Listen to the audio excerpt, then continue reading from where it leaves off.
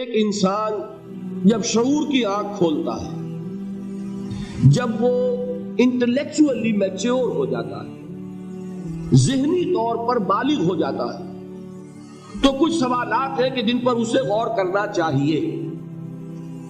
یہ دوسری بات ہے کہ اکثر لوگ غور نہیں کرتے۔ اس کی وجہ کیا ہے کہ اکثر لوگ تقلیدی ذہن کے ہوتے ہیں، جو معاشرے کے اندر باتیں مانی جا رہی ہیں وہ بھی مان لیتے ہیں، جو والدین مانتے ہیں وہ مان لیتے ہیں، جو ان کے بڑے انہیں تلقین کرتے ہیں تسلیم کر لیتے ہیں، کوسچن نہیں کرتے، اسکروٹنائز نہیں کرتے، تنقید نہیں کرتے، لہذا وہ سوچتے ہی نہیں۔ مسلمان کے گھر میں پیدا ہو گیا، مسلمان ہے، اللہ کو مانے گا، رسول کو مانے گا، قرآن کو مانے گا، آخرت کو مانے گا، وحی کو، جبرائیل کو مان لے گا۔ ہندو کے گھر میں پیدا ہو گیا، رام کو مانے گا، کرشن کو مانے گا، ویدوں کو مانے گا، اللہ خیر صلی اللہ۔ اگر کوئی عیسائی کے گھر میں پیدا ہو گیا، وہ حضرت مسیح کو مانے گا، خدا کا بیٹا مانے گا، کفارے کا عقیدہ مانے گا، اور اپنی زندگی جو ہے شروع کر دے گا۔ اکثریت انسانوں کی جو ہے وہ تقلیدی ذہن کی۔ لیکن یہ بات جان لیجئے، ہر معاشرے میں، ہر دور میں ایسے لوگ موجود رہے ہیں، خواہ وہ اقلیت میں ہو، بڑی مائکروسکوپک ایک اقلیت، لیکن ہمیشہ رہے ہیں جنہوں نے خود سوچنا چاہا، جنہوں نے ان مسائل کو خود اپنے غور و فکر کا موضوع بنایا۔ وہ مسائل کیا ہیں؟ یہ کائنات کیا ہے؟ اس کی حقیقت کیا ہے؟ یہ ہمیشہ سے ہے اور ہمیشہ رہے گی، یا کسی خاص وقت میں وجود میں آئی ہے اور کسی خاص وقت میں ختم ہو جائے گی؟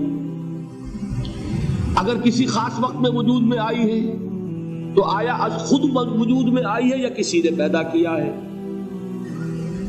آیا خود بخود چل رہی ہے یا کوئی اس کا حاکم ہے؟ پہلا سوال تو یہ ہے، سب سے اہم۔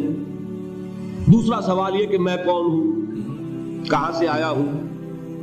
یہ تو ہمیں معلوم ہے، ہر شخص جانتا ہے فلاں تاریخ کو اس دنیا میں آیا، اس میں 9 مہینے کا اور اضافہ کر لے، فلاں تاریخ سے اپنی والدہ کے پیٹ میں اس کا آغاز ہوا۔ بس اس سے پہلے بھی کوئی میں تھا کہ نہیں؟ کوئی میری ہستی اس سے قبل بھی تھی یا نہیں تھی؟ تو کیا تھی؟ اور یہ بھی ہمیں معلوم ہے کہ ہر شخص کے لیے موت ہے، سامنے کھڑی ہے، یا قبر ہے، یا ہندو کو جلایا جانا ہے، ہر ایک کو معلوم ہے۔ لیکن آیا death is the end، وہ خاتمہ ہے میرے سفر حیات کا، یا یہ کہ میرا وجود اس کے بعد بھی رہے گا؟ اگر بعد بھی میرے وجود کا کوئی تسلسل ہے تو اس کی کیفیت کیا ہوگی؟ یہ بنیادی سوالات ہیں۔ ایک سوال اور بھی ہے، خیر کیا ہے، شر کیا ہے؟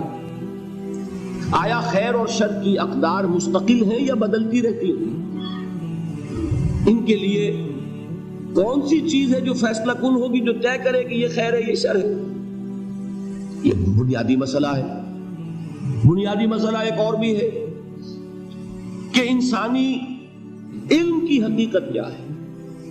ایک تو معلومات ہمیں آنکھ سے، کان سے، جنہیں آپ ایکسٹرنل سینسز کہتے ہیں، آپ کے حواس ظاہری، کسی چیز کو چھو کر کچھ معلوم کر لیا، کسی کو چکھ کر معلوم کر لیا، کسی کو سون کر معلوم کر لیا، کسی کو دیکھا، کوئی چیز سنی، یہ 5 ایکسٹرنل سینسز۔ پھر ہمیں معلوم ہے تجربے سے کہ ہمارے اندر ایک اور شے بھی ہے جس سے ہم استدلال کرتے ہیں، نتیجہ نکالتے ہیں۔ سینس ڈیٹا جو ہے، ہمارے ان حواس سے جو معلومات حاصل ہوتی ہیں انہیں جمع تفریق کر کے نتیجہ اخذ کرتے ہیں۔ سادہ سی مثال کیا ہے، ہم نے دھواں دیکھا، آنکھ نے دیکھا صرف دھواں، فیصلہ ہم نے کیا آگ لگی ہے، حالانکہ آگ آپ نے نہیں دیکھی۔ یہ در حقیقت آپ نے یہاں فیصلہ کیا کہ جہاں دھواں ہوتا ہے آگ ہوتی ہے، لہذا جو میری آنکھ نے دھواں دیکھا ہے تو آگ ہے۔ یہ کیا ہے؟ یہ آپ کا انٹلیکچوئل پروسیس ہے، یہ آپ کے عقل کا دائرہ ہے۔ یہاں تک تو ہر انسان کے علم میں، لیکن آیا علم کی اس سے ماورا بھی کوئی سورس ہے؟ حواس اور عقل سے بالا تر بھی کوئی ماخذ علم کا ہے یا نہیں؟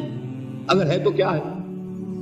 اس سے آگے چلیے، ایک مسئلہ یہ ہے کہ مجھے یہ تو معلوم ہے کہ میرا پیٹ کھانے کو مانگتا ہے، بھوک لگتی ہے تو ہنگر پینس ہوتے ہیں، لہذا میں کھاتا ہوں، کھانے کے لیے بھاگ دوڑ کرتا ہوں، معاش کی جد و جہد کرتا ہوں، کوئی کسی چلا رہا ہے، کوئی اینٹیں ڈھو رہا ہے، کوئی ہل چلا رہا ہے، کوئی قلم چلا رہا ہے۔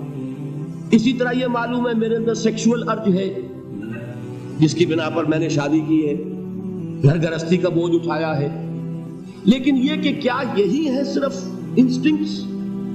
کیا حیوانی داعیات کے علاوہ کوئی اور ایسا بھی ہمارا داعیہ ہے کہ جس کی بنا پر ہم ممیز ہو جائیں حیوانات سے؟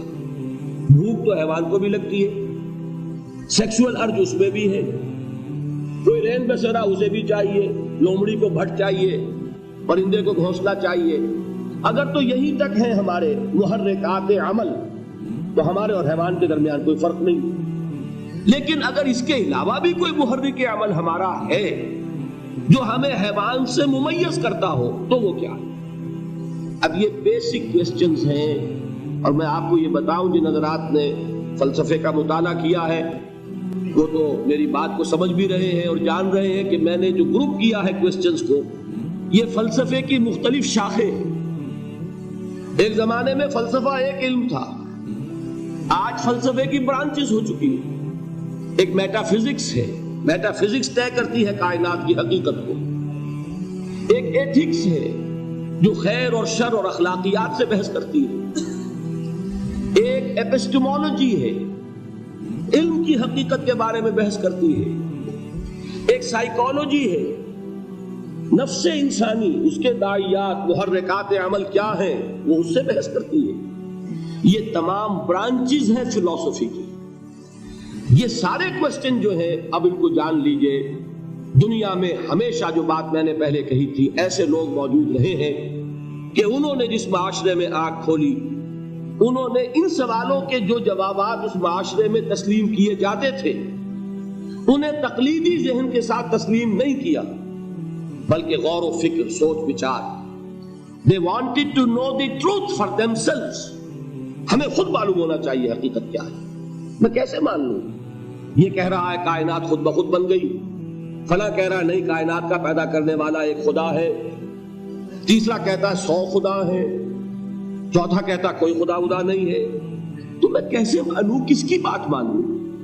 مجھے خود جو ہے اپنی عقل سے، اپنے سوچ سے، اپنے غور و فکر سے ان کے جوابات تلاش کر دیں۔ یہ جو لوگ ہیں انہیں آپ کہتے ہیں فلاسفہ، فلسفی، حکماء، دی وائز پیپل۔ کنفیوشس کون تھا؟ انہی سوالات کے بارے میں غور کرنے والا۔ تاؤ کون تھا؟ فلسفی۔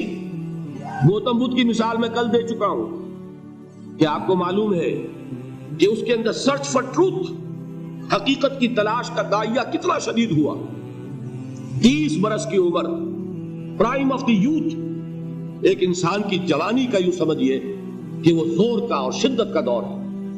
اور کپل وستو کا شہزادہ، وہ کوئی ایسا تو نہیں تھا، کوئی بھکاری نہیں تھا، کوئی وہ مانگ کر روٹیاں کھانے والا نہیں تھا، ایک بڑی حکومت تھی کپل وستو والی۔ اس کا وہ شہزادہ، وہ عین اپنی جوانی کے عروج کے وقت، at the prime of his youth, وہ محل چھوڑتا ہے، جوان بیوی کو چھوڑتا ہے، شیر خوار بچے کو چھوڑتا ہے اور جاتا ہے اور در در کی خاک چھانتا ہے۔ کوئی رشی، کوئی منی، کوئی گیانی، کوئی جاننے والا، کوئی انلائٹنڈ پرسن، کوئی کہ جسے حقیقت کا سراغ مل گیا ہو، کوئی مجھے بتائے کہ حقیقت کیا ہے۔